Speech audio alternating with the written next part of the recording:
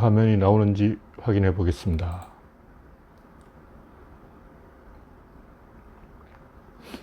네. 아직 화면이 뜨지 않아서 광고 14초를 기다리고 있습니다.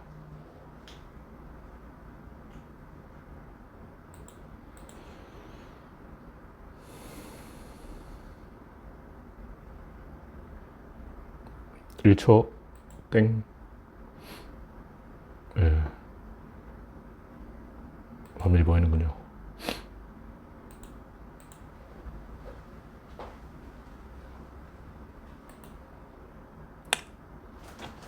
네, 안녕하세요. 한 분이 입장해 주셨군요.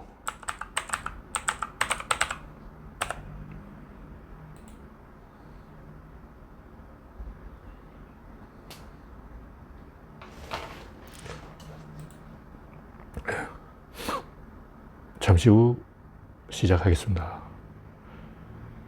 오늘 네, 어서 오세요.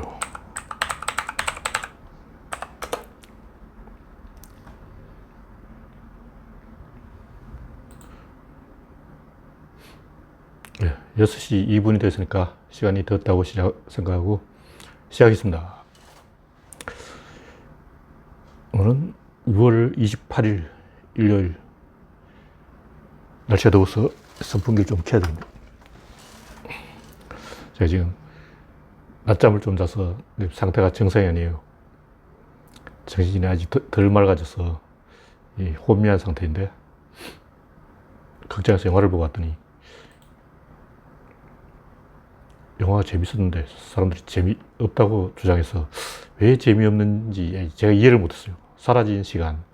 혹시 아직 안 보신 분이 있다면 보고 나서 저를 욕하면 안 되고, 왜냐면 이 영화가 재미없다고 소문이 다 나 있기 때문에 재미없다고 생각하고 보면 재밌는 영화예요. 재미있다고 기대하고 보면 재미없는 영화일 수도 있다. 하여튼 이 사라진 시간, 이 영화에 대해서 제가 잠시 언급하면, 많은 사람들이 자기는 관객이고 감독은 자기한테 서비스를 해줘야 된다, 떠먹여줘야 된다, 맛있는 음식을 차려서 나한테 먹여줘야 된다, 이렇게 생각하고 있는 거예요. 근데 한식 요리라는 것은 반은 자기가 요리해야 되는 거예요.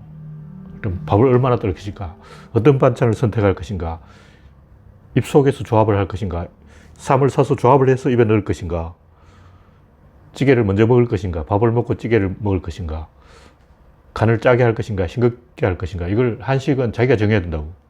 양식은 그런 게 없잖아. 그냥 완벽하게 조리된 것을 먹기만 하면 돼요. 그래서 양식은 단조로운 음식이고, 한식은 뭔가 재미있는, 여러 가지 선택을 할 수 있는 그런 음식이에요. 근데 한식을 딱 차렸더니, 이거 뭐 나한테 어떻게 먹으라는 거지? 이걸 음식이라고 차려왔냐? 그래서 양사람이 막 항의를 하는 거예요. 기가 막힌 일이지.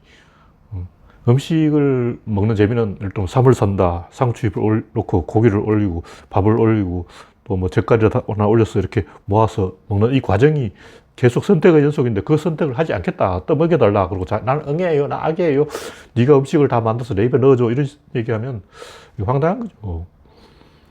그래서 이 사라진 시간에 대한 관객의 호불호는 그런 그 음식에 대한 취향과 관계가 있다. 근데 제 생각에는 머리가 나쁜 사람은 이 사라진 시간을 재미없게 볼 거예요. 왜냐하면 그런 선택이 부담이 되기 때문에. 아무 선택 없이 그냥 입만 계속 벌리고 있으면, 이렇게 벌리고 있으면 다른 사람이 계속 입에 넣어주면 삼키기만 하면 된다. 삼키는 것도 귀찮고 아예 배에다 호소를 꽂고 그냥 설탕물을 집어넣는 게 더 낫지 않을까. 링거를 꽂고 있으면 자동으로 그 영양소가 혈관에 들어가니까 세상에서 제일 맛있는 음식은 링거야, 링거. 내가 병원에서 링거 한 병 다 먹어봤거든. 가만히 누워있으니까 자동으로 음식이 들어가는 거야. 와, 링거보다 더 좋은 음식은 없네. 이런 관객들이 사라진 시간을 재미없게 볼 거예요. 그래서 제가 하고 싶은 얘기는, 사라진 시간을, 어차피 관객이 몇 명 안 왔어. 16만 명밖에 안 왔기 때문에 대부분의 사람들이 안 받고 이번 주에 내릴지도 모르는데, 어쨌든 그 한식이라고 생각하고 요리 과정에 참여하는 것이 가장 재밌다는 게 저희 철학이기 때문에 제가 지금까지 먹어본 요리 중에 제일 맛있는 요리는 어떤 거냐면 제가 직접 한 요리예요. 야외에 가서 고기를 굽든 라면을 끓이든 제가 직접 메뉴를 선택하고 반찬을 싸고 저희 만능 레시피인 가루와 된장을 넣고 제가 한 요리가 제일 맛있어. 왜냐하면 그 과정에 많은 선택을 하기 때문에. 그래서 이걸 이 정도로 넣으면 이런 맛이 날까? 저 정도로 넣으면 저런 맛이 날까? 그래서 스스로 질문하고 답을 얻어가는 과정이 즐거운 거죠. 이 영화 사라진 시간, 또 뭐 평행세계다, 포스트 모더니즘이다, 실존주의다, 이런 다양한 해석이 나오고 있는데, 중요한 것은 그런 식으로 하나하나 내가 계속 선택하는 갑이 되는 권력, 그것이 즐거운가, 아니면 어디되어서 수동적으로 입만 벌리는 것이 즐거운 것인가, 여기서 우리가 선택을 해야 되는 거예요. 여러분은 어느 편에 쓸 거예요? 보통 감독 지망생들은 무조건 이 영화를 호평하게 돼 있어요. 그래서 여러분이 마음속에 난 장차 감독이 될 거야, 이런 생각을 가진 사람들은 다 이 영화를 호평하고, 나는 관객이 될 거야, 이렇게 생각하는 사람은 이 영화를 악평을 하는데, 자기가 선택하기 나름인 거죠. 이 영화를 어떻게 선택하느냐에 따라서 재밌게 될 수도 있고 재미없게 될 수도 없다. 그러나 여러분 생각이 있는 사람이라면 권력을 선택해야 돼요. 권력이라는 것은 선생님이 되든 뭐 군대에서 병장님이 되든 인생에 한 번은 권력을 가지게 되는데, 부모가 되든 권력을 가지면 계속 선택을 해야 되고, 자녀를 키워보면 개고생을 하게 되지만 그 선택이 즐겁기 때문에 그것을 받아들여야 된다. 그런 얘기입니다. 네, 오늘 지금까지는 오프닝 멘트고 벌써 지표를 달아주시는 분이 한 분 있군요. 더 많은 이야기를 가진 자에게 발언권이 있고 세상은 바로 그러한 권력의 법칙에 의해서 작동한다. 내 속에 이야기를 간직하지 않은 자는 자동적으로 의리된다. 제가 써놓고도 제가 감동해가지고 잘 썼네요. 그럼 오늘 이야기는 심리학은 물리학을 이길 수 없다. 최근에 제가 계속하고 있는 군자론 시리즈. 군자란 무엇인가? 제가 왜 심리학, 물리학 얘기를 하냐면, 어떤 전쟁이든 뭐든 어떤 판이 벌어지면 자기 편을 많이 만드는 쪽이 이겨요. 동네방 사람들아 하고 이제 대굴대굴 굴려서 어린애는 응애응애 울고 자기를 을로 규정하고 상대방을 강자로 규정해서 저 강자가 나를 괴롭힌다 하고 이제 동네방 사람들이 호소하면 사람들이 관심을 가지고 모여드는 거죠. 자기가 약자이고 야당이고 어릴 때 훨씬 더 그 권력을 얻기가 쉬워지는 거예요. 그래서 내가 피해자다, 내가 약자다, 내가 손해를 봤다, 아이고 분해, 아이고 분해, 아이고 분해, 막 이렇게 말하면 사람들이 막 몰려와서 무슨 일이니 하고 막 관심을 가져주는 거예요. 그게 심리학이에요. 다시 말해 상대방의 심리를 건드린다는 거죠. 근데 이런 짓을 잘하는 게 바로 진보 세력이라는 거죠. 진보는 항상 대의 명분, 뭐 정의, 자유, 평등 이런 주제를 가지고 사람들을 자기 편으로 끌어들이려고 해요. 그것이 이 지식이 하는 역할이라는 거죠. 그래서 진보와 보수가 있는데, 보수는 주로 물리적으로 뭔가 어떻게 답을 찾으려고 하고, 진보는 머리를 써서 답을 찾으려고 하는데, 이 초반에는 머리를 쓰는 진보가 쉽게 이 자기 편을 많이 끌어모아서 기세등등해지는데, 이게 어떤 51대 49의 어떤 균형이 있어요. 근데 문제는 이러한 진보의 그 심파극 작전, 동정심의 호소, 다른 사람의 감정을 건드려서 자기 편으로 끌어들이는 방법, 이런 방법이 딱 49까지는 효과가 있는데, 그 49에서 51을 넘어가려고 하면 어떤 보이지 않는 장벽에 부닥쳐서 강력한 저항을 만나게 돼요. 거기서부터 뭔가 잘 안 돼. 막 진도가 안 나가는 거예요. 초반은 잘 돼. 엄청 잘 되다가 어느 순간부터 딱 막혀서 올스톱이 돼서 아무도 날 도와주지 않아요. 그래서 일단 미국에서 남북전쟁이 났을 때 이 북부는 전쟁을 원하지 않았기 때문에 가만히 있고, 남부는 전쟁을 원했기 때문에 초반에는 남부가 기세를 올렸어요. 남부가 저 빌어먹을 놈의 양키 놈들이 우리 고향을 유린하려고 한다. 그러니까 이 버지니아의 젊은들이 모두 골기하라. 그러니까 막 사방에서 젊은이들이 모여들어서 막 총 들고, 그래, 내가 자원하겠어. 내가 앞장서겠어. 하고 막 양키 새끼 죽이자. 하고 모여드는 거예요. 그래서 이 감정에 호소하는 심리적 접근이 먹힌다는 거죠. 노예는 나의 재산인데 멀쩡한 나의 재산을 뺏으려고 하더니 저런 강도 새끼들이 있나. 저 쳐죽일 양키 새끼. 저 북부놈들 공장에서 일하는 노예나 비슷한 쓰레기 놈들이 말이야. 우리 남부 신사들을 말이야. 우리는 노예 주고 신사하고 잘난 사람이었는데 저 거지 같은 놈들이 감자 흉년에 방금 배 타고 온 아일랜드 놈들이나 독일 놈들, 저 믿을 수 없는 놈들 아니야. 우리 남부 신사들은 다 영국에서 건너온 청교도들이고 저 북부 양키 놈들은 최근에 그 건너온 에이리언 놈들 아니면 아일랜드 놈들 아니면 독일 놈들이에요. 폴란드 놈들 섞여 있어. 존나 재수없는 놈들이지. 저런 순 양아치 같은 놈들이 미국이라는 아메리카를 완전히 오염시키고 있어. 이렇게 말하면 다 먹혀요. 사람들이 딱 생각해봐도 우리 남부 신사는 영국인, 저쪽에서 온 양키 놈들은 보나마나 독일인 아니면 폴렉이라 그러죠. 폴란드 놈들, 존나 재수없는 놈들, 더 재수없는 에이런 놈들, 이런 놈들한테 우리가 고개를 숙여야 되냐. 이렇게 이제 군중을 격동시키면 모든 군중들이 달려들어서 그래 양키 죽이자, 나의 고향을 침략하더니 양키 물리치자, 이렇게 이제 모여드는 거예요. 이런 심리적인 선동 방법이 굉장히 먹혀서 초반은 남군의 사기가 굉장히 높았어요. 근데 이 미국 독립전쟁하고는 다르게 흘러간 거예요. 미국 독립전쟁도 초반에는 민병대들이 아주 사기가 높은 민병대들이 로열리스트라고 죠. 왕당파들을 타도하자. 우리는 아무 잘못이 없는데 왕당파 놈들이 세금을 물리러 간다. 영국 놈들을 죽이자 하니까 이 사람들이 그래 죽이자 하고 이제 막 모여들었는데 이 전쟁이 시작되자 백대빵으로 영국군에게 박살났죠. 근데 이제 독립전쟁과 남북전쟁이 비슷한 양상으로 시작을 했어요. 근데 중반부터 정반대로 흘러가 버린 거예요. 독립전쟁은 초반에 계속 깨지다가 이 프랑스와 외교를 잘해서 스페인 이런 외국 군대를 끌어들여서 어떻게 이겼고, 남북전쟁도 똑같이 시작했어요. 초반에는 이 민병대들을 동원해서 야 해보자 하고 독립전쟁하고 비슷하게 시작했는데 외교에서 완전히 패배해서 외교적인 고립으로 졌다는 거죠.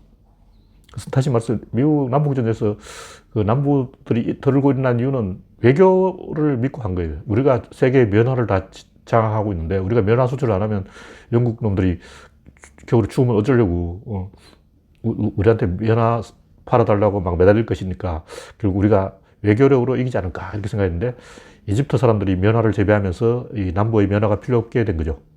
그리고 당시 북부에 옥수수 농사가 잘 됐기 때문에 이 남부의 면화보다 북부의 옥수수가 더 필요해서 영국이라든가 이 다른 나라들 다 북부에 붙어버렸어요. 그래서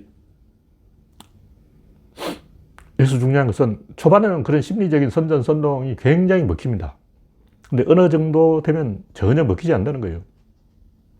그래서 모든 이 전쟁은 최종적으로는 심리학이 아니라 물리학에 의해서 결정되게 돼 있어요. 그래서 뭐 진시황이 망하고 난 다음에 오광과 진성의 반란이라든가 항우의 등장, 유방의 활동, 뭐 이런 것이나 삼국지라도 뭐 초반에는 심리적인 접근을 하고 막 분기탱천해서 정의, 평등, 자유 이런 걸 떠드는 사람이 이기지만 마지막에는 최종 단계에서는 물리적으로 이겨야 돼요. 근데 이런 게 이 전쟁뿐만 아니라 도박이라든가 뭐 어느 분야로도 마찬가지예요. 예를 들어 촛불을 통해서 우리가 이기니까 이 민주당이 선동으로 이겼다. 우리도 선동을 해보자.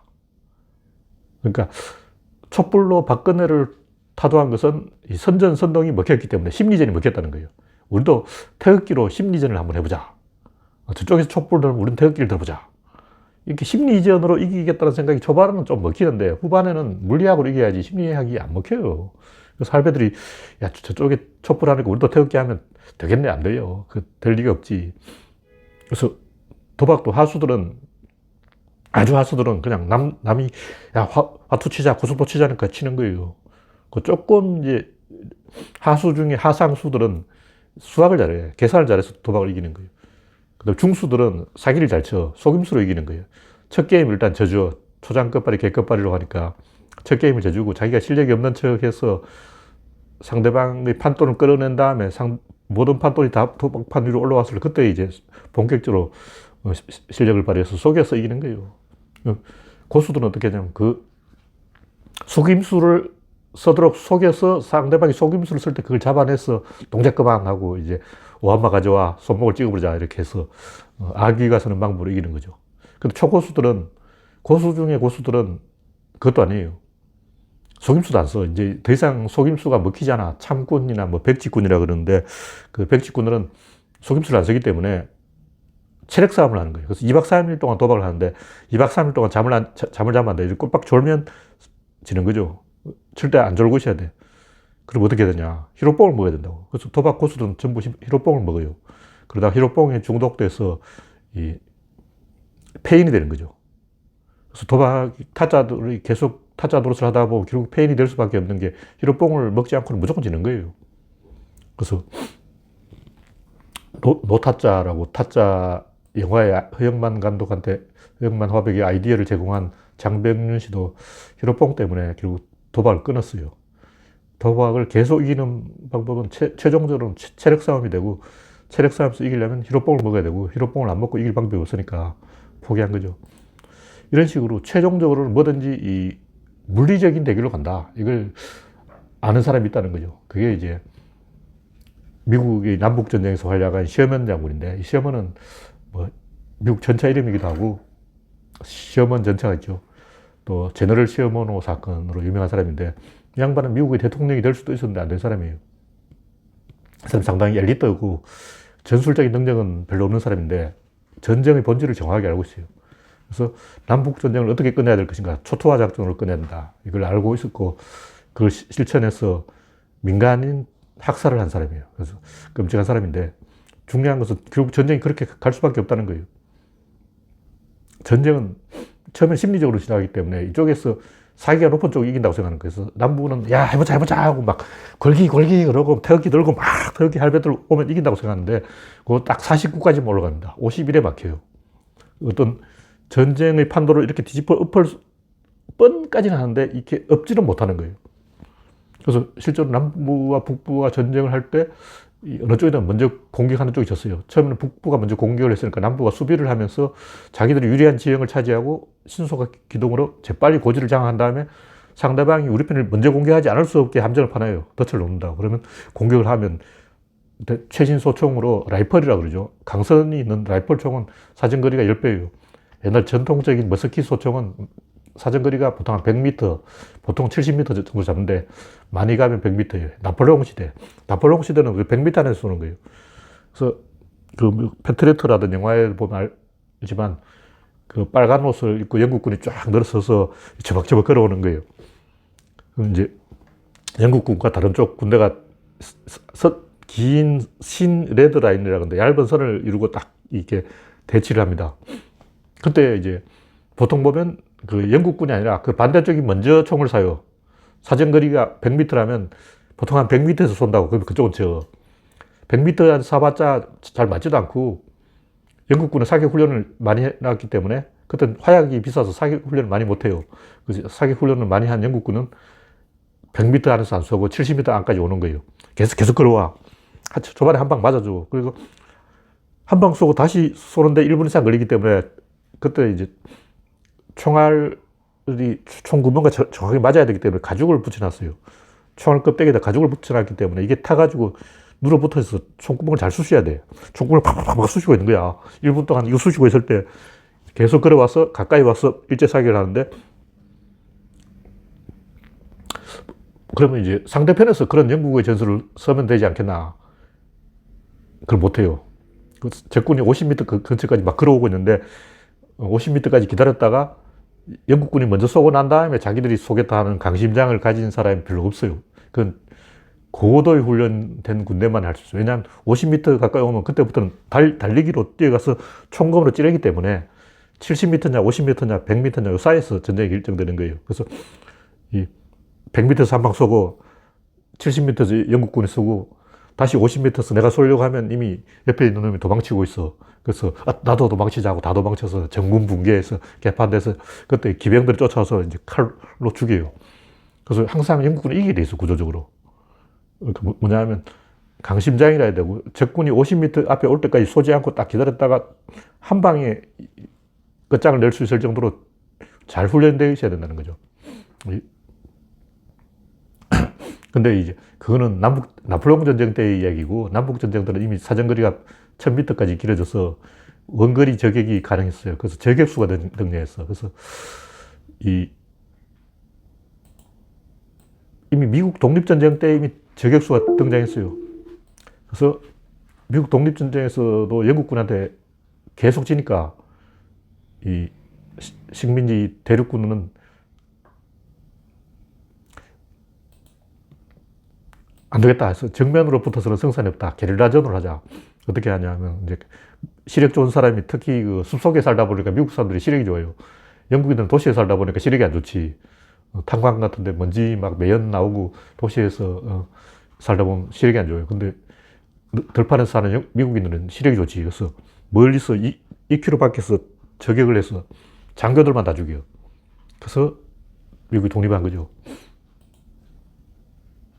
제가 하고 싶은 얘기는, 이 히틀러 같은 사람은 전쟁은 의지에 달려있다. 신념, 의지. 그래서 의지 타령을 하죠. 정신력. 그리고 일본도 일본 제국주의도 반자이 어택이라고 만세하고 막 돌격을 하는 거예요. 만세 돌격. 그리고 러시아도 우라 돌격, 우라하고 돌격하는데, 그런 그 의지와 정신력을 강조하는 방법이 초반에 먹힙니다. 초반에는 49%가 될 때까지는 먹혀요. 0에서 49%까지 쭉쭉쭉 잘 올라와요. 근데 49가 되면 딱 막혀서 더 이상 안 가는 거죠. 그래서 잘 되다가 어느 순간부터 안 돼. 그래서 이런 심리전, 보통 전쟁할 때 초반에는 심리전을 해요. 선전전, 이런 그 수법이 잠시 먹힐 뿐 오래 안 가고, 결국은 이 전쟁 역량의 완전한 고갈에 의해서 전쟁이 결정된다. 그래서 이 심리전 상황에서 이원론이 작동하는데, 물리적 대결로 가면 이론론이 되어서 오로지 그 에너지가 조금이라도 많은 쪽이 이겨요. 그래서 예를 들면 일본 같으면, 일본은 열도가 작기 때문에 일본에 있는 어떤 장수가 동군이 되면 저쪽에서 서군이 되고, 그럼 중간에 있던 다른 장수들도 이쪽에 붙을까 저쪽에 붙을까 계속 간봤다 설계 붙었다 막 이렇게 한다는 거죠. 중국도 보면 이제 그 군벌들이, 만주의 군벌들이 뭐 장장님이라든가 뭐 단석이 그거 있지 않습니까? 위안스카이 시대 온갖 그 위안스카이 부하들이 그 군벌들 들고 어느 쪽에 붙을까, 장개석 편에 붙을까, 뭐 누구 편에 붙을까 이렇게 계속 간을 보고 중간에서 이렇게 눈치를 보는 거죠.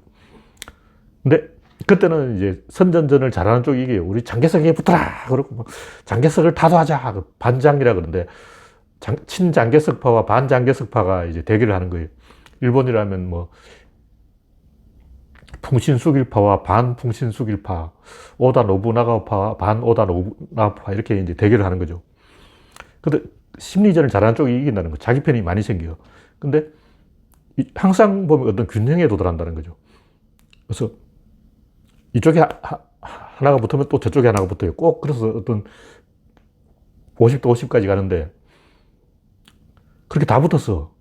그럼 최종적으로 이제 더 이상 붙을 놈이 없는 거야. 그래서 뭐 오키나와 사람들이라도 데려와야 되나. 더 이상 일본 열도 안에 다 뒤져봐도 서로 가담할 사람이 없는 거죠. 딱 거기까지 가면 이제 50대 50이 딱 되는데, 그때부터는 물리학이 됩니다. 보통 일본 안에서는 이렇게 양쪽으로 대결하다 보면 북쪽에 있는 세력, 다케다 신기엔 세력이 어느 쪽에 붙을까에 대해서 보통 판도가 결정되는데, 오다 노부나가에 와서는 더 이상 붙을 놈이 없어요. 완전히 50대 50이 돼서 새로 가담하는 세력, 뭐 홋카이도 애들 데려올 수도 없고 아무도 없는 거죠. 그때마다 일본 북쪽은 이제 사람이 별로 안 사는 야인들의 지대이기 때문에 오랑캐라고 불렀는데, 그 사람들을 이제 계속 가담시키다 더 이상 가담할 인간이 바닥나는 거죠. 그 상황에서는 심리학이 아니라 물리학으로 승부를 내야 돼요. 어떻게 했냐. 조총을 가져와야 되는 거죠. 그래서 오다 노부나가 조총으로 이긴 거죠.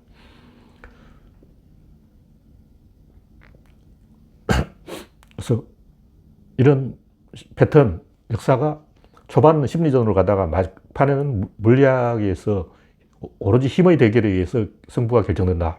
근데 우리 좌파들이, 특히 지식인들이 이런 심리적인 대결에 흥미를 느끼고 거기에서 오라가즘을 느끼는 거예요. 그래서 뭐 생태라든가 뭐 진정성, 성찰 이런 단어 하나 가지고 자기 편을 많이 만들어서 이기려고 하는 거죠. 근데 그게 조금 되다가 어느 순간부터 안 먹힙니다.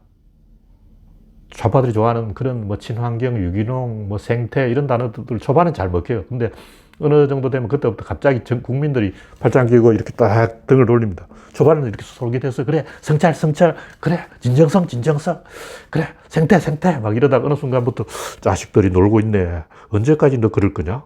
너 돌았냐? 너 초딩이냐? 너 중딩이냐? 이렇게 굉장히 이렇게 삐딱해져요. 이렇게 표정이 이상해져. 이렇게 돼요. 그래서 사람들 일제히 어느 순간 노무현에게 등을 돌리는 거예요. 그래서 노무현이 아무리 진정성을 이야기해도 그게 먹힐 때 먹히는지 어느 정도 선을 넘으면 그때부터 모든 국민들이 이러고 뭐 노무현? 그래 해봐. 네가 뭐 제주 부려봐. 응? 자식이 제주 부리고 있네. 뭐 이렇게 돼버리면. 그래서 어느 정도 선을 넘으면 그때부터 힘에 의한 승부를 봐야지 진정성 타령 이거 안 먹힙니다. 그 49까지만 먹히는 거예요. 물론 49까지 먹히는 것도 좋죠. 49가 어디야. 근데 49를 먹이려고 계속 까부는 사람이 진중권이라고. 그럼 평생 야당밖에 못하지. 야당을 해야 이런 그 심리전을 쓰는 거지. 여당이 되면 심리전을 못 써요. 여당은 물리학을 써야 된다고. 여당은 경제 성과를 숫자로 가져와야 돼요. 그래서 노무현 때는 경제협업, 김대중 대통령과 노무현 대통령은 경제 성장을 해서 숫자를 가지고 이긴 거예요. 근데 심리전은 야당이 하는 것이고 숫자를 갖고 올 수 없는 것이고 어느 선이 지나면 먹히지 않는다. 그래서 제가 개콘 이야기를 했는데 최근에 개콘이 망해서 막 그 어떤 개그맨이 KBS 뭐 어쩌고저쩌고 비판을 해놨던데 그 개콘이 망했다, 불쌍하다, 동정심에 호소하는 이 심리전이에요. 근데 물리적으로 증명한다는 것은 시청률 가지고 오라는 거죠. 시청률을 딱 보여주면 되잖아. KBS 사장 미워! 왜 개콘을 끝내는 거야? 개콘은 더 해야 돼! 그러고 막 이렇게 시청자들의 동정심에 호소하는 이런 심리전 방법이 과연 잠시 먹힐 수는 있어요. 그래봤자 1, 2년이야. 개콘을 살려라! 개콘이 보고 싶어! 개콘! 이렇게 이제 시청자들이 호응을 해주면 1, 2년 더 할 수 있지만 결국 망한다는 거죠. 개콘은 물리적으로 망한 거예요. 왜 개콘이 망했을까? 옛날 꽁트는 이 역할 분담이 있어요. 일단 개그 작가가 있어. 개그 작가가 있고, 그 다음에 연기파 배우가 있어요. 이마룡 연기를 잘하는데, 받쳐주는 연기를 잘해야 돼요. 그 다음에 이제 아이디어맨이 있어요. 이 삼박자가 있다고. 그러니까 요즘 개그하고 틀려요. 옛날 개그는 항상 작가가 있고, 받쳐주는 사람이 있고, 연기파 배우가 있고, 근데 요즘 개그맨들 제가 보니까 연기도 못하는 것 같아. 이마룡이나 이런 사람들처럼 옛날에 매기뱅장, 김한국, 김미화 이때 개그맨들이 연기를 잘했어요. 근데 요즘 제가 개콘을 안 보지만 연기 잘하는 개그맨이 없는 것 같아. 혹시 연기 잘하는 개그맨 있습니까? 그래서 연기파 배우가 사라지면서 개콘이 망한 거예요. 왜 연기파 배우가 사라졌을까? 지금 유튜브를 해도 밥 먹고 사는 데다가 이성윤이나 그 누구지? 그 양반은 이름 까먹었네. 이성윤하고 있는데 그 양반은 자연인을 갖고 그래서 그러니까 개콘 안 나와도 밥 먹고 살 방법이 여러 가지 있다는 거죠. 그래서 왜 그렇게 됐냐? 제가 봤을 때 이게 대학 축제 때문이야. 개콘이 망한 이유는 대학 축제 때문이에요. 행사에 한번 불러주면 뭐 3천만 원씩 받는다 그러는데 그러니까 개그맨은 자기 얼굴 알리기 용도고 개그를 해서 조금이라도 요만큼 노홍철처럼 요만큼만 떠면 더 이상 개콘에 출연 안 하고 무한도전이라든가 이런 거 하면서 지방 행사 뛰면 수억 벌어요, 수억 벌어. 1년에 수십억을 벌어. 근데 개콘에 출연할 이유가 없잖아.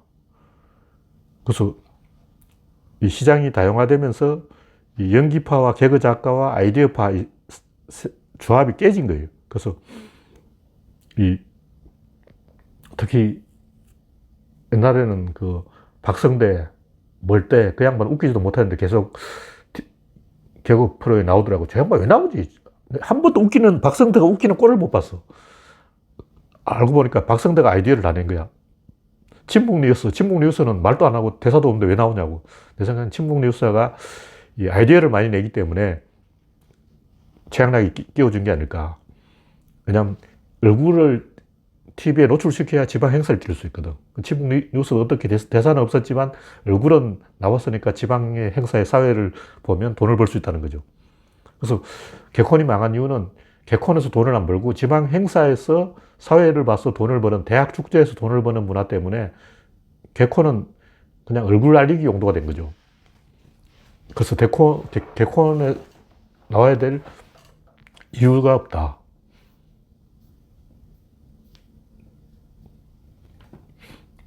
그래서 제가 하는 얘기는 윤택 이름 생각이 안 났어.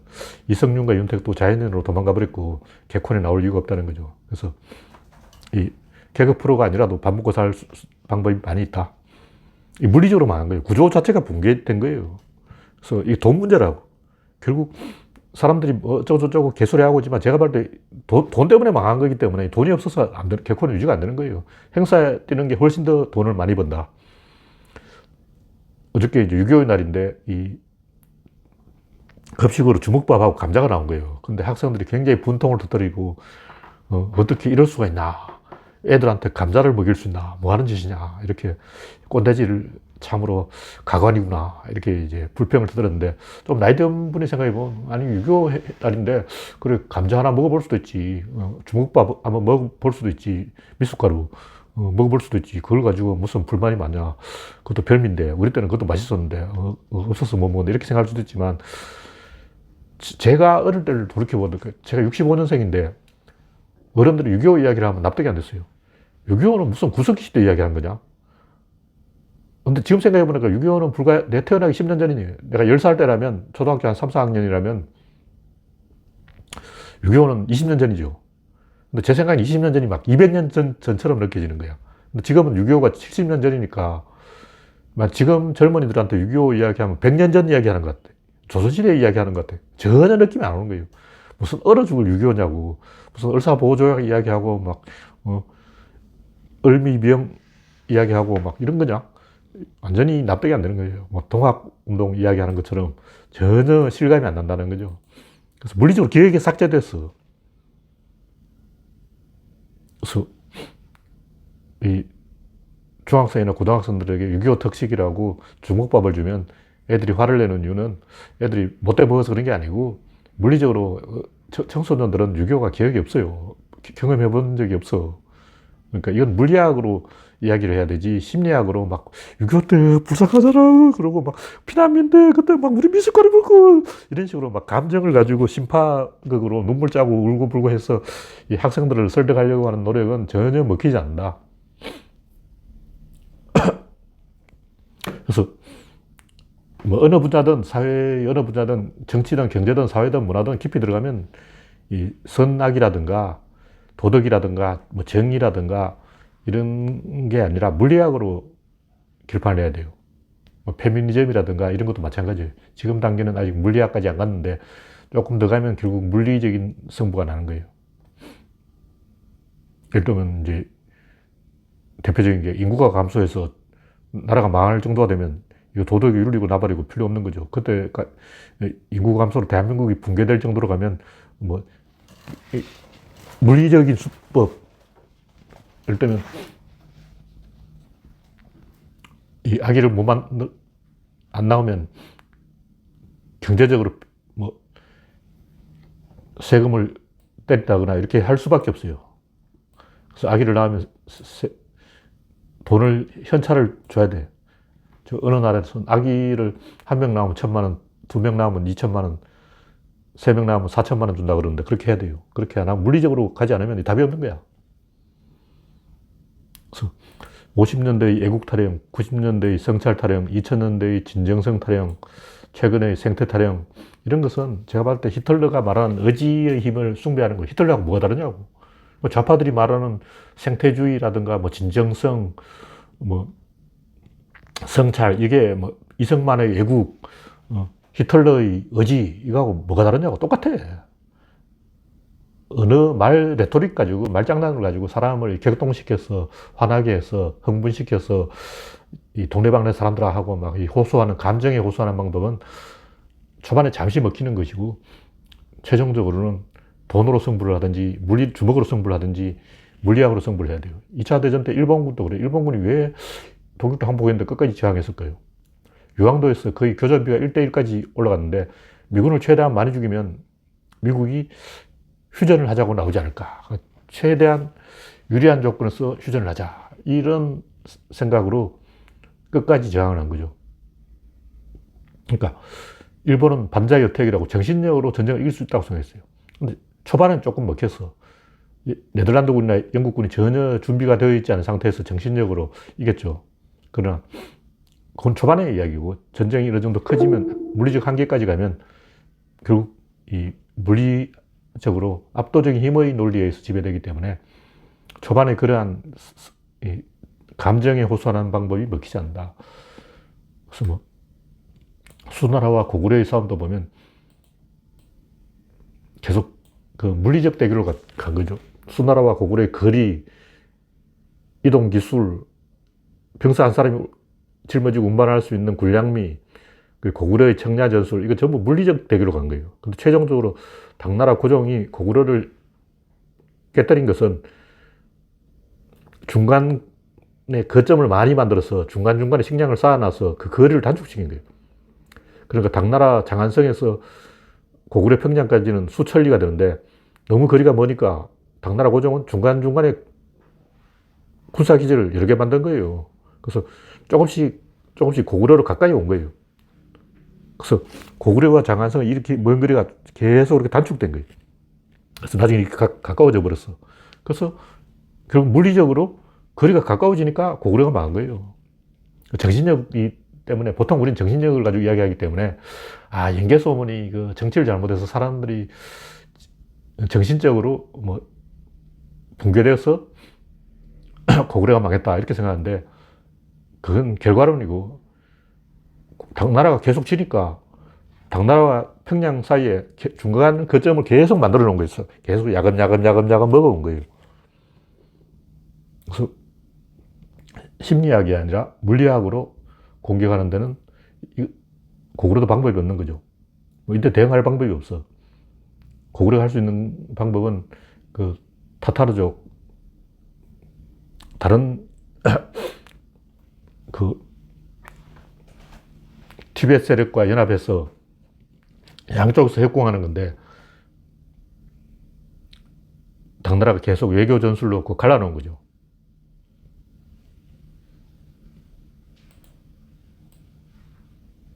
그래서 이런 식으로 전쟁은 최종적으로 물리적 연결에 의해서 결정된다. 이걸 아는 사람도 많이 있었어요. 뭐 조조라든가 그 한신이라든가 이런 사람들은 전쟁은 결국 시험원처럼 물리적 한계를 돌파하는 방법으로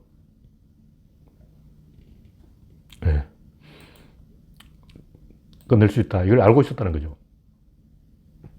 그래서 제가 하는 얘기는 이 이원론의 방법으로 교착시키면 전쟁을 지연시킬 수가 있는데, 이 전쟁을 지연시키는 기술에 재미를 들리면 주로 진중권 같은 좌파가 돼서 평생 야당만 하려고 그러는 거예요. 그래서 한겨레나 오마이뉴스나 이런 사람들을 보면 우리 편인데도 계속 문재인 정부를 까는 이유가 뭐냐면, 이 사람들은 야당만 하고 싶은 거야. 여당하는 걸 싫어해. 왜냐하면 설 수 있는 전술이 없어. 이 사람들은 심리전이 주특기인데, 여당이 되면 심리전이 아니라 물리전을 해야 된다는 거죠. 그래서 물리학은 아예 이제 주로 경제로, 숫자로 답이 나오기 때문에 아예 그 사람들은 말하고 싶지 않은 거야. 그래서 한겨레는 오마이뉴스나 경향신문이나 이런 쪽에서 배신한 이유는 자신들의 주특기를 살릴 수 없게 됐기 때문에, 자신들의 주특기는 심리전이고 물리전이 아니라고. 근데 심리전 이제 할 게 없어. 심리전 원래 야당이 하는 거야. 여당이 되니까 동정심의 호소, 뭐 감정의 호소, 뭐 진정성의 호소, 생태주의 이런 거 가지고 먹히지 않으니까 화가 난 거예요. 자기들이 할 줄 아는 게 그건데 그걸 하지 말라고 하니까 그럼 우린 뭐 하냐 이렇게 돼서 그냥 하던 대로 하자. 우리가 야당 할 때 하던 대로 계속 문재인 정권에도 야당을 하자. 이렇게 된 거예요. 그래서 한경호가 배신한 이유는 자기들이 잘하는 게 그거기 때문에 그 외에 할 것이 없어서 그런 거예요. 근데 여기서 중요한 것은 이런 식으로 이원론의 그 심리전 방법으로 49까지는 될 수 있는데 50일은 절대 될 수 없고, 근데 그 상황에서 그 물리적인 방법으로 이기는 방법이 있다는 거죠. 우리는 항상 이 심리적으로 50도 50을 만들면, 교착시키면, 발목을 딱 잡고 꼼짝 못하게 만들면 그 교착된 상태로 계속 유지되는 게 아닌가 이렇게 생각드는데, 고수가 나타나면 그거 다 깨버려요. 항상 고수 위에는 초고수가 있는 거야. 초고수는 그런 것 쉽게 박살내버린다. 그러니까 한신 같은 사람은 자기들이 약할 때도 이기고 강할 때도 이겨요. 보통 보면 미국 남북전쟁의 리 장군은 자기들이 약할 때는 이겨. 근데 강하면 못 이겨. 자기들 수비할 때는 이겨. 근데 공격하면 못 이기는 거예요. 항우도 그래요. 항우도 자기가 도전자 할 때는 이겨요. 근데 자기가 챔피언이 되고는 못 이기는 거야. 근데 한신은 자기 약할 때도 이기고 강할 때도 이기고 언제나 이깁니다. 그런 사람이 있어요. 그러니까 약할 때는 심리적인 방법으로 이기는 거예요. 배수진이 바로 심리적인 방법인데, 한신은 배수진을 쳤을 때는 심리적인 방법으로 이긴 거죠. 왜 그러냐면 오합지졸이기 때문에 배수진을 치고 도망갈 곳이 없게, 후퇴할 곳이 없게 딱 만들어서 적을 유인해서 방어하는 입장의 이점을 살려서 친 거죠. 그럼 한신이 수비는 그렇게 잘했다고 치고 공격도 잘하죠. 공격도 잘해요. 공격할 때는 신면매복으로 항우를 포위해서 결국 박살내버렸는데, 심리전도 잘하고 물리전도 잘하고 이쪽 저쪽 다 잘하는 거죠. 그런 사람이 있어요. 그래서 항상 약할 때만 잘하는 게 진중권 같은 사람이고, 강할 때도 잘하는 사람이 진짜다. 여당도 잘해야 된다. 그런 얘기죠. 그래서 세상에는 교착 전문가가 있고 타계 전문가가 있는데, 교착 전문가는 약한 군대를 가지고 잘 무너지지 않고 끈질기게 방어하는 사람이에요. 좌파에 많아. 타계 전문가는 바둑의 이창호처럼 이 약자가 꼼수를 못 쓰게 만들어버려요. 바둑을 둔다고 하면 이 복잡하게 두려고 하잖아요. 좀 하수들은 어떻게든 이제 혼란스럽게 만들어야 돼. 그래서 막 이상하게 막 사석작전도 쓰고 막 희한한 짓을 막 꼼수를 내려고 이렇게 판을 지저분하게 만들어요. 근데 이창호는 이걸 단순화시키는 거야. 그래서 그런 복잡한 지점을 미리 다 없애버려요. 포석 단계부터 자기가 한 점 손해보더라도 공격할 수 있는데 일부러 안 하고 그 바둑판을 굉장히 단조롭게 만들어버려요. 그러면 꼼수를 쓸 수가 없지. 그래서 반집 차이로 이기는 거예요. 컴퓨터 같은 이 계산 능력으로 머리를 써서 딱 반집 차이로 이겨버리면 뭐 하수들은 방법이 없어요. 그 경우에는 그냥 속수무책으로 무너지는 거예요. 그래서 이 세상에는 교착 전문가도 있지만 타계 전문가도 있고, 진짜 고수들은 교착과 타계를 동시에 할 수 있다. 그 사람이 진정한 고수라는 거죠. 그리고 심리전도 잘하고 이 물리적 싸움도 잘한다는 거죠.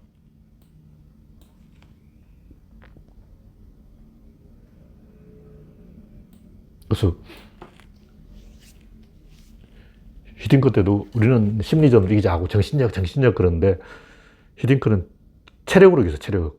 물리학으로 이긴 거예요.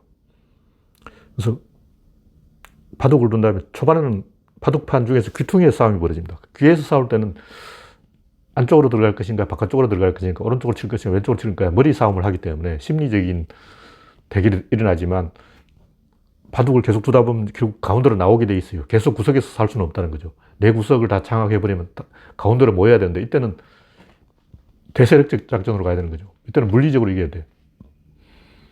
물리적으로 이기면 누가 이기냐 하면, 좋은 갑옷을 입은 군대가 반드시 이겨요. 풀 플레이트 아머라고 머리부터 발끝까지 뒤집어서는 철판 갑옷을, 그걸 입으면 무적이야.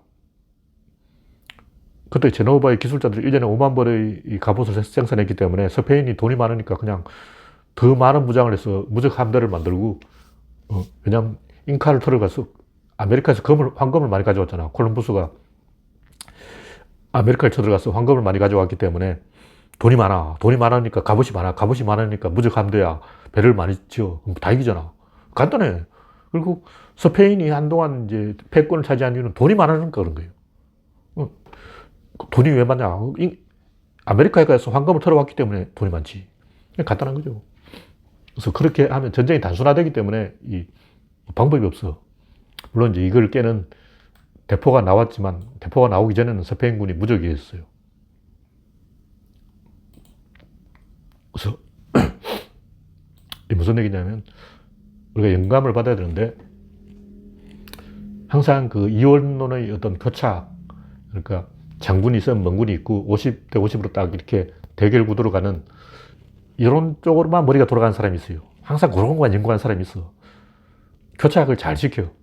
발목을 굉장히 잘 잡고 어떻게든 방해하는 방법을 찾아내. KTX 터널을 뚫는다 그러면 뭐 도롱뇽을 찾아오고, GTX 뚫는다 뭐 수원천 깨구를 찾아오고, 어떻게 뭐 동물 요만한 거 한 마리, 진딧물이나 바퀴벌레 하나라도 가져와서 얘를 먹여. 그런 것만 달인인 거야. 구단이야, 구단. 근데 이런 사람들은 항상 동사를 가지고 공격을 해요. 명사와 동사가 문장을 이루는데 명사는 놔두고 동사만 공격한다는 거죠. 어떤 사람이 있다면 그 사람의 움직임을 차단하는 거예요. 오른쪽과 왼쪽을 막고 앞과 뒤를 막고 상과 하를 딱 막아서 사방을 틀어막으면 그 사람의 움직임을 막는 거예요. 그것이 교착 전문가, 이원론 전문가고 야당 전문가고 좌파 전문가들인데 에너지가 아니라 말로 때우는 사람들이죠. 근데 그걸 깨는 사람들은 어떻게 하냐면 명사를 움직입니다. 명사를 변화시켜요.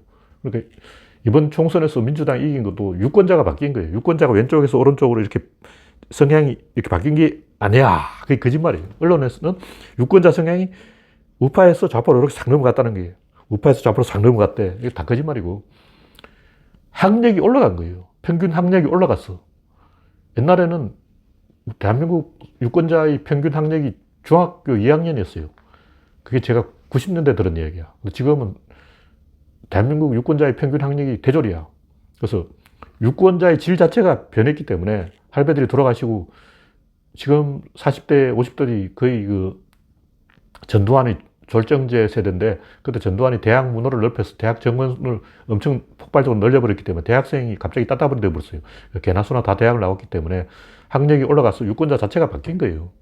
그래서 이런 식으로 명사가 변하면 방법이 붙는 거죠. 다시 말해서 자동차가 달리면 자동차 자체는 명사인데 달리다는 동사예요. 그러면 이원론은 어떻게 쓰냐면 그 달리다를 치는 거야. 다시 말해서 타이어에 펑크를 탁 내버려요. 근데 명사를 바꾸는 건 뭐냐면 그 캐터필러를 달아버려요. 불도저. 펑크 내려고 해도 펑크 낼 수가 없어. 아니, 고무 타이어가 없어. 그래서 하수들은 자동차를 핸들을 이렇게 꺾고 저렇게 꺾고 이 방법으로 어떻게 문제를 해결하려고 하지만 고수들은 어떻게 하냐. 자동차를 포르쉐로 바꿔버려요. 너 현다이 타냐? 나 포르쉐야. 끝났어. 대결이 안 돼. 고수의 방법이 항상 있다는 거죠. 그래서 하수들은 난 핸들을 이렇게 꺾어서 이렇게 돌려서 이렇게 피했지롱. 나 잘했지. 이러는데 고수는 그래봤자 너 현다이잖아. 나 포르쉐인데. 그래서 대꿀멍이죠. 그러면 엄미기주고 하고 이제 찌그러져야 돼요. 저쪽에서 포르쉐 탄다는데 어쩌겠냐고. 차가 좋은데. 내 차는 현다이고 기아인데 방법이 없지. 그래서 이원론의 교착을 가지고 흥미를 느끼고 쾌감을 느끼고 여기에 중독되어 있는 사람들은 항상 동사 이렇게 핸들을 이렇게 꺾고 저렇게 꺾고 이렇게 꺾으면 이쪽에서 맞고 이렇게 꺾으면 이쪽에서 맞고 이런 식으로 그쪽 머리가 계속 돌아가는 거예요. 근데 진정한 실력자들은 명사를 바꾼다. 자동차의 핸들을 이렇게 꺾는 게 아니고 자동차를 포르쉐로 업그레이드, 아니 자동차를 불도저로 바꿔버려요. 저쪽에서 나 경운기 가져왔지 그러면 나 트럭터야. 더 좋은 차로 바꿔버리기 때문에 명사를 질적으로 비약시켜버리기 때문에 이때는 응수할 수가 없습니다.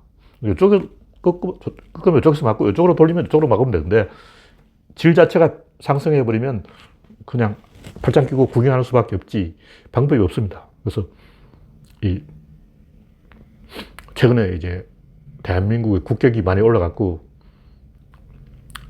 국뽕이란 말도 있듯이 얼마 전까지만 해도 뭐 헬조선 그러다가 지금은 국뽕 타령을 하고 있는데 이렇게 질적인 상승이 일어나 버렸을 때는 그런 문외 좌파들이나 이 생태 뭐 유기농 이런 소리 하는 사람들이 대응할 수단이 없다는 거죠. 동사가 아니라 명사로 조지기 때문에 에너지로 조지면 어떻게 해볼 수가 없다. 네.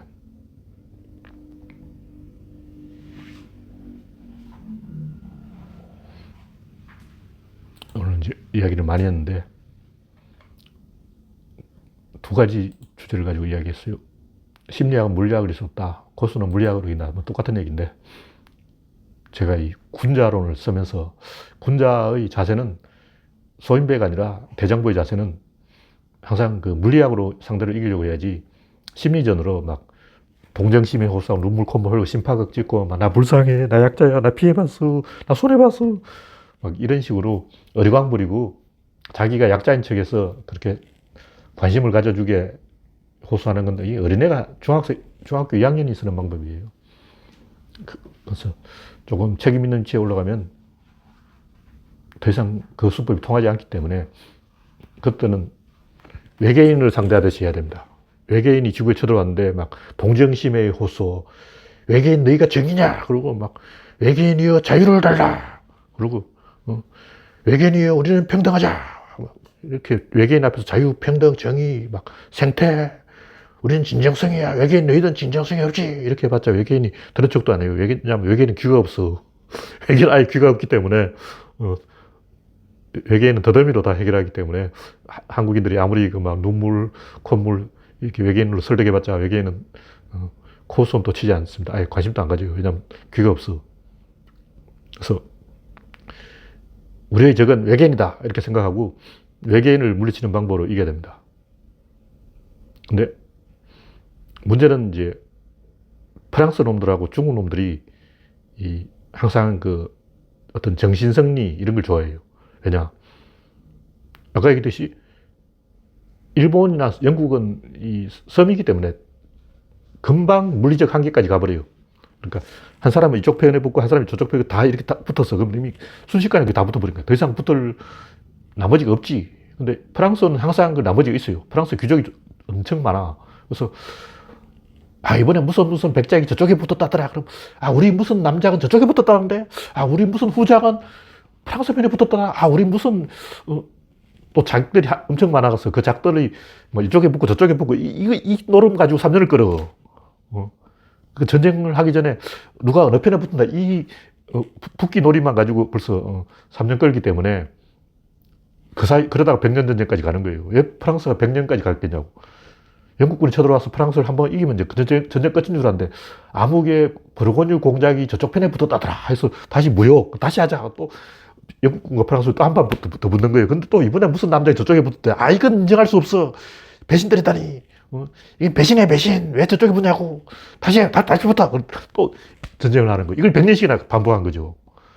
그럼 뭐냐면 영국군이나 일본 같은 경우는 땅덩이가 작기 때문에 한 놈 저쪽에 붙으면 끝! 이렇게 되는데 프랑스는 잘 찾아보면 또 어느 안 붙은 구석이 있어요. 저 어느 지방 알자스 로렌은 어느 쪽에 붙었지? 어느 쪽에도 안 붙었는데 그럼 너희들 이리와. 이래서 또 이제 한 편 먹고 이러다가 또 10년 끌고 그리고 또 100년 하고 전쟁을 100년씩 하고 중국도 비슷해요. 중국도 땅이 워낙 넓어서 이쪽은 저쪽에 붙고 저쪽은 저쪽에 붙고 다 붙었는데 아직 안 붙은 쪽이 있어. 조선 너희는 어디 붙을래? 그럼 우리 조선이 딱 보고 있다가 우리는 그 거란족 편에 붙을까 송나라 편에 붙을까 우리 송나라 편에 붙을 거야. 그럼 조선이 송나라 고려지 고려가 송나라에 붙었어. 그러면 송나라 군대가 야 고려가 우리 편에 왔어. 거란족 물러가라 이렇게 해서 기세로 살아나는 거죠. 그래서 또 이제 100년 끌고 이런 식으로 계속 그 편먹기 게임 오래 갑니다. 그래서 끝이 안 나. 그러다 보니까 그런 이원론의 교착이 의외로 프랑스나 중국에는 먹힌다는 거죠. 그래서 프랑스나 중국이 전쟁을 못해. 왜냐, 전쟁할 필요 없어. 물리학으로 이길 필요가 없이 심리학으로 계속 시간 끌기를 계속 버티는 거예요.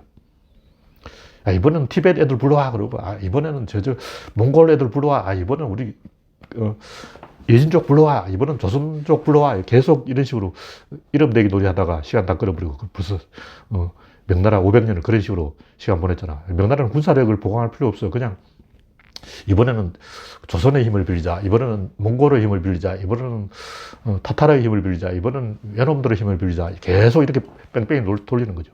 머리 사고방식이 그런 식으로 딱 굳어지는 거야. 우리는 또 어디 애들 데려오면 돼. 이번엔 누구 데려올까? 항상 이런 쪽으로만 머리가 쓰다 보니까 진보가 없는 거죠. 왜 서양은 발전하는데 중국은 퇴보할까요? 간단해. 중국의 사고방식이 그런 식으로 되어 있는 거야. 물리적으로 이길 생각 안 하고, 우리 이제 정의, 평등, 평화 이런 거 떠들으면 저 티베트 애들 와주겠지. 티베트 애들이 한 3만 명만 보내주면 끝인데 항상 이런 쪽만 머리 굴리고 힘으로 이길 생각을 안 하는 거예요. 왜냐, 그게 되니까.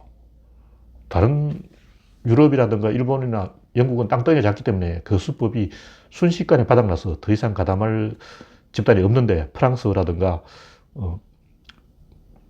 유럽 중에도 프랑스가 그렇고 아시아는 중국이 그렇고 항상 보면 다 끝났는데 또 어디서 애들 데리고 와요. 그래서 다시 연장전 하자. 그러고 막 나는 이성부 납득 못해.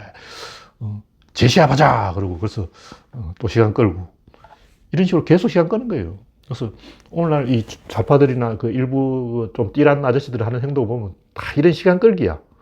우리는 이미 선거가 끝났어. 더 이상 이제 제대로 필요 없다. 근데 태극기 할배봐. 우리 태극기가 조금만 뭉치면 탈북자 애들 우리 쪽에 붙고 이렇게 저렇게 교통정리 잘하면 우리 편이 51이 되지 않을까. 우리가 이길 수 있어. 우리가 말이야. 안철수만 우리 쪽에 탁 가담하면 끝인 끝. 안철수 쟤 어떻게 꼬실 수 없나? 아니야, 진중권을 꼬셔. 진중권이 우리 편에 우파로 붙으면 끝이야. 좌파의 핵심이 진중권이야. 진중권만 살살 데려와봐. 아니야, 김종인을 빼내와야 돼. 김종인만 데려오면 끝이지. 계속 이런 식으로 짱구를 부리는 거야. 언제까지 그럴 거냐고. 안 돼, 안 돼. 물리적으로 이겨야지. 그런 식으로 꼼수로 못 이겨. 근데 아직도 이제 우파들은 아니야, 김종인 할배가 우리 편에 붙이면 끝이야. 아니야, 진중권을 우리 편에 데려와야 돼. 아니야, 김동렬을 데려올까. 막 이렇게 연구하고 있어요. 그래서 그런 식으로 편먹기 놀이는 그만하자. 지긋지긋하지 않냐. 핵심 역량으로 이겨야지. 교통정리 수법으로 명사로 이겨야지. 동사로 이기는 거 오래 안 가요. 이게 도 잠시야. 그래서 우리가 그런 쪽으로 사고방식을 바꾸자 이런 얘기입니다. 예. 제가 지금 한 50분을 떠들었는데 말을 너무 많이 해서 그래서 제가 하고 싶은 얘기는 이런 그 이원론의 교착 수법, 심리전으로 가는 수법은 약자의 수법이기 때문에 패배주의자들이 좋아하는 수법이에요. 근데 진보주의는 원래 낙관주의고 패배주의가 아닙니다. 마르크스 때부터 진보는 낙관주의라고 확정되어 있어요. 뒤늦게 진보는 패배주의야 이렇게 하면 안 된다는 거죠. 그리고 엄격한 진보라 해야지. 마르크스가 과학적 사회주의를 했잖아. 낭만적 사회주의가 아니야. 엄격해야지. 엄격하면서도 낙관주의로 가는 것이 진정한 군자의 길이다. 그렇지 않고 뭐 감정적인 심리적인 어떤 선동으로 선전으로 편먹기 놀이로 하는 것은 아마추어의 방법이고 이건 오픈게임. 원래 전쟁도 초장에는 그게 먹혀. 그래서 수평적 확대가 어느 정도 끝나면 한계까지 갑니다. 더 이상 지구를 다훑어봐도 서로 우리 편에 가담할 세력이 없으면 수직으로 도약을 해야 되는 거예요. 그래서 우리 진보의 전략이 수평적 확대 전략, 즉 우리 편 만들기 전략에서 수직적 상승 전략, 질적인 우월함으로 승부 보는 그런 전략의 교체를 갈 거대한 패러다임의 전환으로 가져갈 타이밍이 됐다. 제가 이런 얘기고. 예. 프랑스의 초고수 나폴레옹이 나타나서 다 깨부순 거예요. 그렇죠. 프랑스 나폴레옹도 나폴레옹은 프랑스인이 아니에요. 코르시카인데 섬나라 놈들이라고. 그래서 나폴레옹은 프랑스인들하고 사고방식이 틀려요. 그래서 발상의 전환을 통해서 수직적 도약을 보여준 거죠. 나폴레옹이 등장하기 전에는 쟤들이 이쪽에 붙으면 우리 애들은 이쪽에 붙고 뭐 이런 식으로 항상 그 이분법적 사고를 했는데 나폴레옹은 그런 거 없어. 어느 쪽에 붙어 신경 안 써. 그냥 다 때려 부숴. 그래서 압도적인 힘으로 조지는 거죠. 그래서 네. 제가 이제 7시가 되었기 때문에 1시간 동안 떠들었기 때문에 이 정도로 오늘은 마치겠습니다. 마지막 질문 있으면 혹시 말씀해 주세요. 네, 중국에는 나폴레옹이 아니고 위안스카이 나타난 게 불운이죠. 위안스카이가 전형적인 그런 이원론으로 제가 저쪽에 붙어 나 이쪽에 붙어야지. 간보는 안철수. 성공한 안철수가 바로 위안스카이라고. 네, 이걸로 마치겠습니다. 감사합니다.